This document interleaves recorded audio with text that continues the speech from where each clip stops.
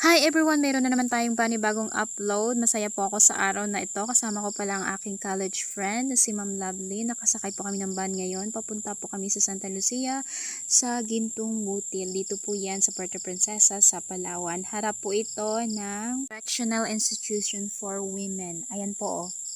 Yan. So ito po yung highway. Stabing highway lang po ito.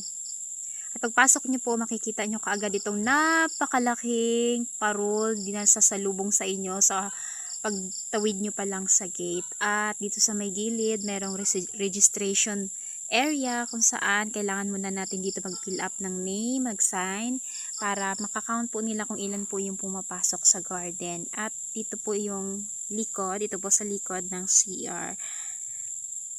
At ito na nga po ay papunta na kami sa kabila kung saan po yung may mga flower. Kasi nakakaraang gabi, bago po ang Christmas party namin sa nainatina ni Ma'am Lovely, is nag-usap po kami sa messenger na may pinakita siya sa aking napakagandang bulaklak, maraming mapupula at may mabulaklak siya, at sinabi niya na dito daw yun sa Santa Lucia. So ito pala yung pangalawang beses ko napunta dito, at pareho kami pangalawang beses napunta dito sa magkaibang time, magkaibang kasama.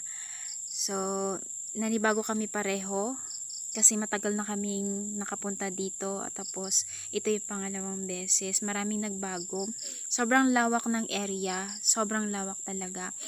Hindi ako sigurado kung pwede dito mag-free na photoshoot, pero I think pwede naman. Maganda siya na area. So kung naghahanap ka ng free na photoshoot para sa wedding mo, sa friends, sa kapatid, o sa sino pa man, pwede mong i-suggest ito kasi napakaganda dito talaga. At kung gusto mong mapag-isa, pwede ka naman magpasyal dito mag-isa. Kami kasi ni Ma'am Love is nagja-jive kami pagdating sa nature, kasi mahilig kami sa nature, mahilig kami mag-picture pareho, at mahilig kami pareho mag-collect ng mga happy memories. So ito yung bonding namin palagi, either food or mag-picture-picture kami together.